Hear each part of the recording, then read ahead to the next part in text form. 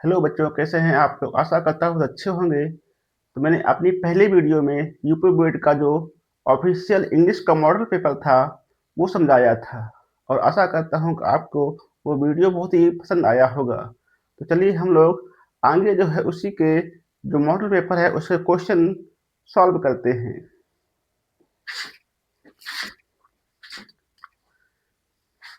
तो यहाँ से अगला क्वेश्चन है, read the following passage carefully and choose the correct option. यहाँ से पैसेज दिया गया है और यहाँ से हमको क्वेश्चन छांटने हैं। तो क्वेश्चन नंबर 9 है, which river obtains its water from the hills and forest of Polch। इसके ऑप्शन है कावेरी, ऑप्शन ए है कावेरी, ऑप्शन बी है यमुना, ऑप्शन सी है नर्मदा और ऑप्शन डी है ताप्ती। तो यहाँ पर जो क्वेश्चन जो ऑप्शन ए है कावेरी, ये हमारा सही क्वेश्चन है। अगला क्वेश्चन है 10 number, which of the following is a large fresh water fish. तो इसके ऑप्शन है, ऑप्शन नंबर ए है किंगफिशर, ऑप्शन नंबर बी है महासीर, ऑप्शन नंबर सी है large turtle of course, option number D है स्मॉल फ्रेश वाटर टर्टल। तो इसका जो ऑप्शन बी है महासीर, ये जो है राइट ऑप्शन है। क्वेश्चन नंबर 11 और 13 है, 11 से लेकर 13 तक दिया गया है। Choose the correct option to the answer the following question. लिखा है question number 11, Lencho house was situated. अगर आप लोगों ने लेंचो लेसन पढ़ा होगा तो आपको पता होगा, लिखा है option number A in the middle of the field, option number B है इन द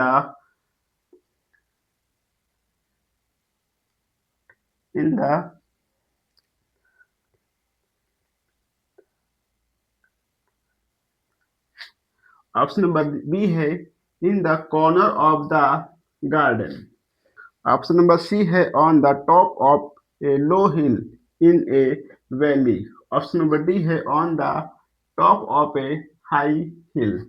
अगर आपने लेसन पढ़ा होगा तो उसका जो घर था on the top of a low hill in a valley पर था। तो ऑप्शन नंबर सी जो है राइट आंसर है। क्वेश्चन अगला है, Nelson Mandela had to spend years in a prison.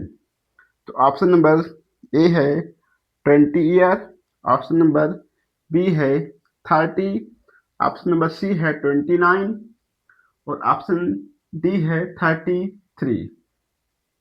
इसका जो राइट आंसर है वो है option number B 30।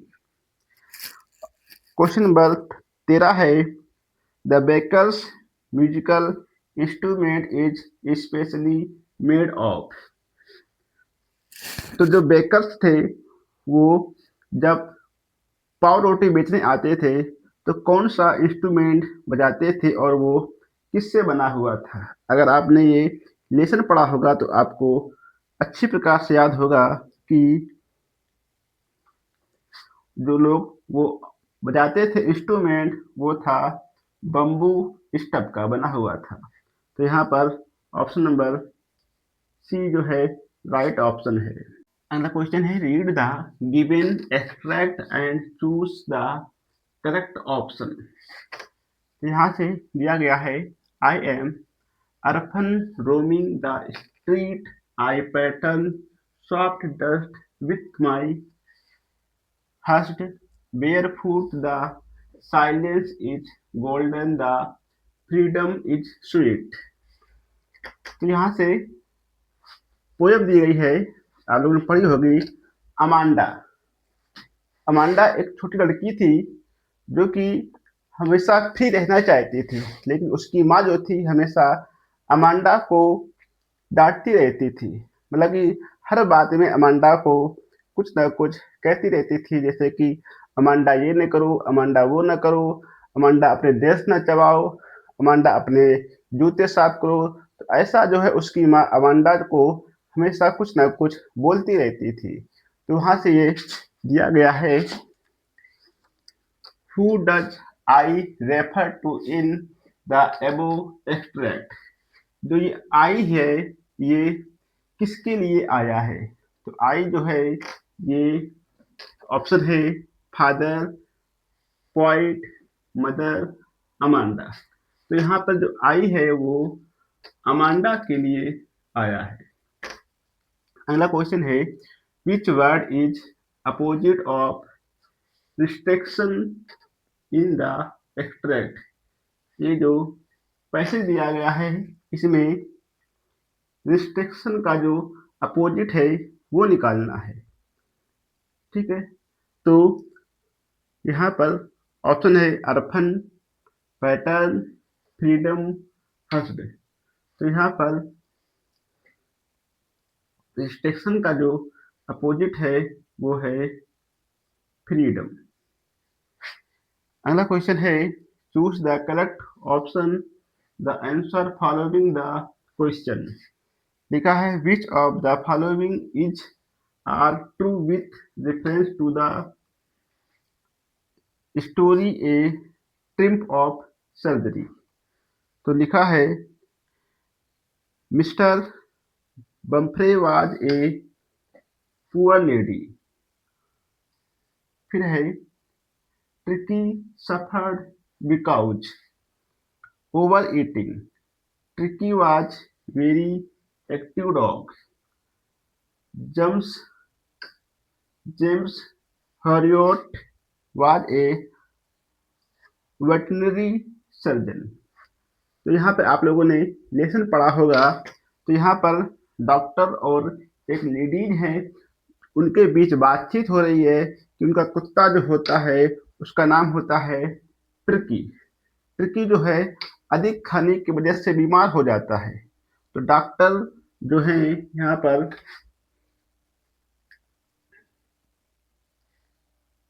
Which of the surgery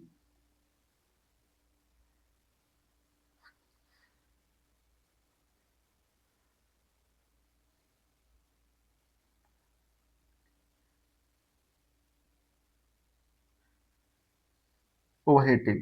तो यहाँ पर ऑप्शन दिया गया है, ए है वनली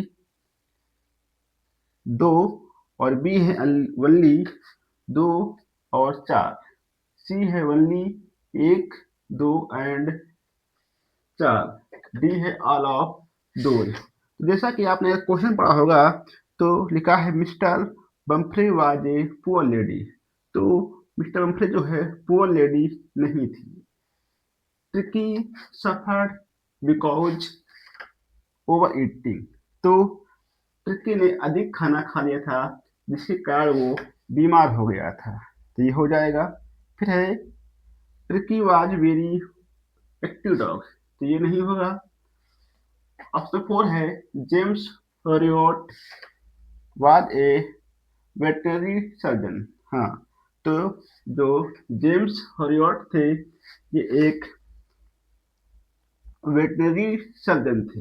तो यहाँ पर दूसरा और चौथा ये हमारे ऑप्शन हो जाएंगे। तो किसमें है ये ऑप्शन नंबर बी जो है वनली दूसरा और चौथा ये सही है। अगला क्वेश्चन है, what did Hari Singh actually want from Anil?